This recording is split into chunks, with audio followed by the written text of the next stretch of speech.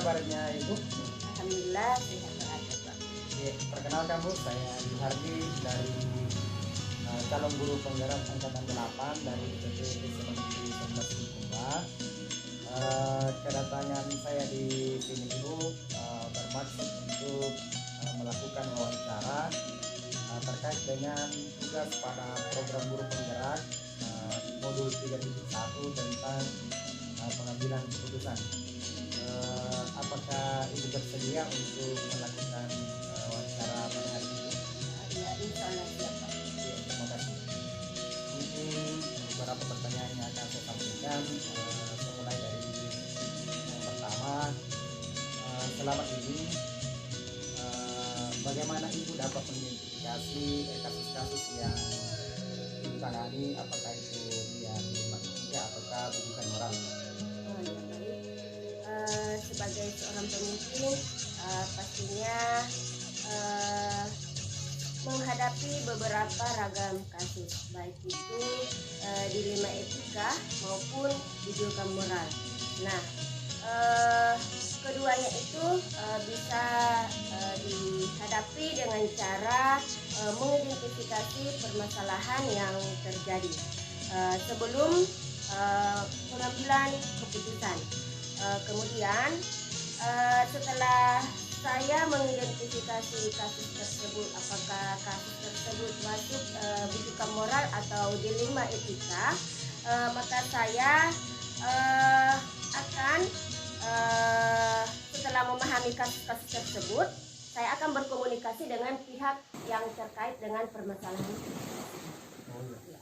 Ya, jadi sebenarnya ada komunikasi antara yang bermasalah dengan bagaimana bentuk kasusnya Bu, ya. Iya. Terus kalau selama ini Bu, bagaimana Ibu menjalankan pengambilan keputusan di sekolah Ibu, terutama untuk kasus-kasus di mana ada dua kepentingan yang sama-sama benar atau sama-sama mengandung nilai kebijakan? Oh iya. Untuk kasus dilema etika, saya akan mempertimbangkan kedua hal yang sama-sama benar. Apakah ada pihak yang dirugikan atau tidak. Kemudian saya akan mempertimbangkan kasus apabila kasus tersebut tujukan moral. Saya akan berkomunikasi langsung dengan pihak yang terkait. Kemudian saya akan melakukan investigasi dengan memeriksa kembali fakta-fakta dan menemukan peluang untuk membuat keputusan. Kemudian keputusan tersebut ditinjau kembali hingga keyakinan kebenaran itu ada dalam keputusan yang terbaik, begitu Pak. Jadi terus Bu, kira-kira ada tidak langkah-langkah atau prosedur seperti yang biasa Ibu lakukan selama ini, seperti apa Bu? Langkah-langkah yang saya ambil dalam pengambilan keputusan, misalnya dengan dilema etika, hal yang efektif yang perlu dilakukan adalah dengan menyederhanakan pokok permasalahan dan membangun kebijaksanaan terhadap pihak yang terkait. Oh iya, baik. Jadi, terus kira-kira hal-hal apa saja yang selama ini Ibu anggap efektif dalam pengambilan keputusan pada kasus-kasus dilema etika? Iya.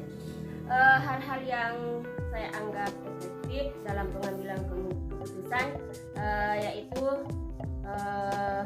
hasil keputusan yang diambil mungkin akan ada pihak yang tidak dapat menerima sepenuhnya, sehingga proses untuk dapat menanamkan sebagian orang untuk secara ikhlas menerima dalam menjalankan keputusan akan menjadi sebuah tantangan terhadap saya, sehingga saya tetap istiqamah dalam menjalankan keputusan yang sudah disepakati bersama sehingga tidak ada pihak yang dirugikan.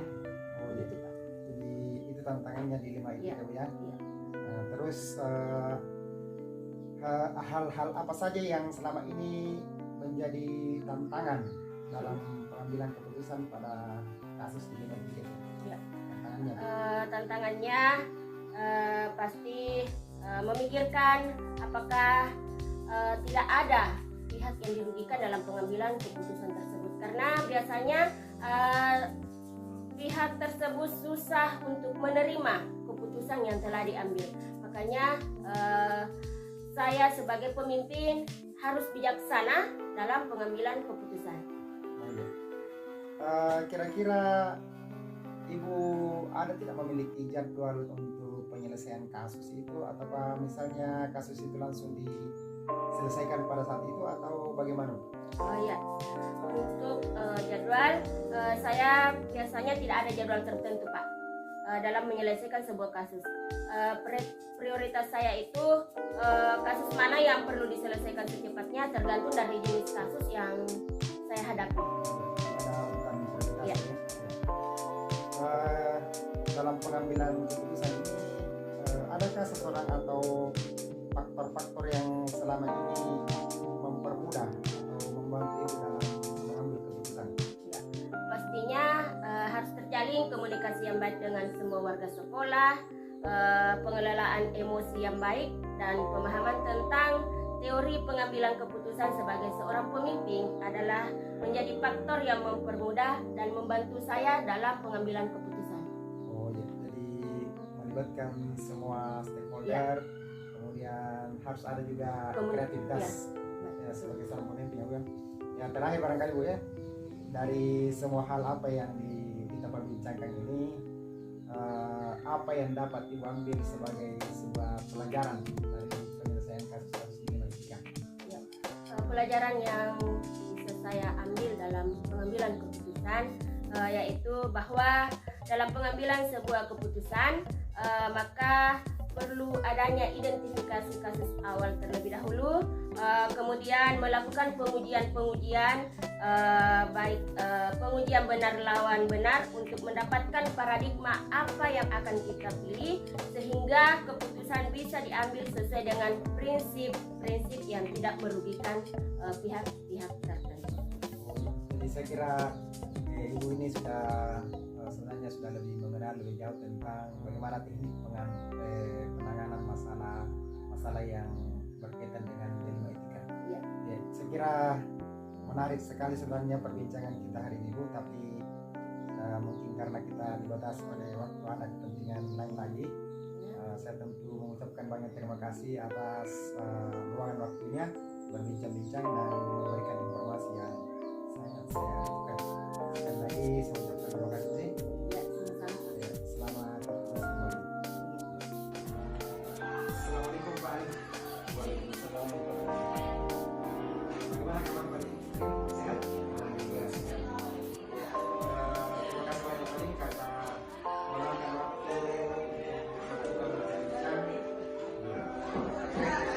kegiatan penanganan kasus di kegiatan yang saya ikuti dipanahkan istilahnya dilema etika dan bukan moral. Jadi pertama mungkin yang ingin saya dengarkan dari pendapat Bapak itu selama ini Pak, bagaimana Bapak mengidentifikasi kasus-kasus yang termasuk kasus dilema etika dan bukan moral? Terima kasih. Jadi selama ini kami biasa ketika menangani satu kasus menyangkut dilema etika atau bukan moral, biasanya kami pertama-tama membawanya ke masalah hukum dengan melihat tentunya benar atau salah satu kasus. Jadi kalau misalnya satu kasus berkaitan dengan dilema etika artinya kedua yang benar, maka disitulah nanti kita akan mencoba untuk mencari suatu solusi yang terbaik untuk memutuskan masalah tersebut.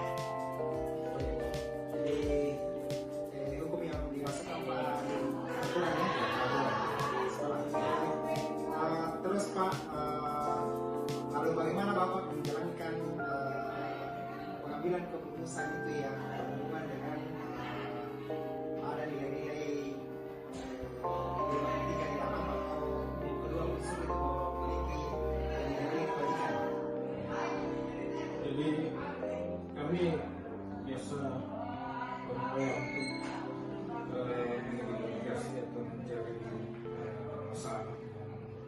menemukan masalah yang sebenarnya siapa yang terlibat dan berusaha untuk mengatasi masalah itu dengan melibatkan warga sekolah dan termasuk stakeholder dan orang-orang yang dekat dengan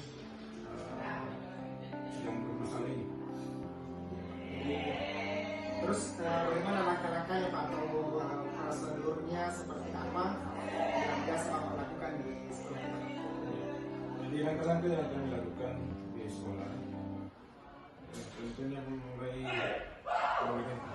mengidentifikasi masalah dan mencari penyebab timbulnya suatu kasus, kemudian berusaha untuk mengklarifikasi, menentukan duduk permasalahan dan mencari solusi dari masalah yang dialami dua belah pihak, sehingga tentunya kita berupaya untuk mengambil keputusan yang terbaik yang tidak merugikan kedua belah pihak. Oh ya, jadi luar biasa sekali Pak.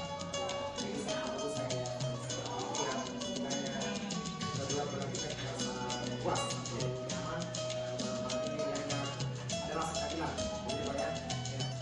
Jadi kemudian yang berikutnya Pak, hal-hal apa saja yang selama ini Bapak anggap paling penting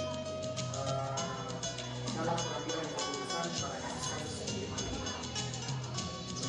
Hal yang saya anggap paling efektif dalam mengambil keputusan yaitu dengan mencari atau menemukan panutan yang bisa menjadi inspirasi untuk dapat melakukan suatu keputusan yang baik yang akhirnya menimbulkan rasa puas bagi yang masalah yang dalam kasus etika ini.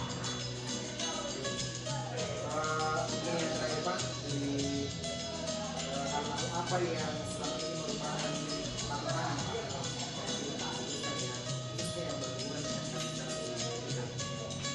Jadi tantangan yang kami hadapi selama ini dalam pengambilan keputusan menyangkut kasus pelanggaran etika ini bagaimana berusaha untuk menemukan suatu keputusan yang adil, yang betul-betul tidak merugikan kedua belah pihak dan semua merasa puas atas keputusan yang akan diambil. Dan kami ini berkaitan kadang bisa saja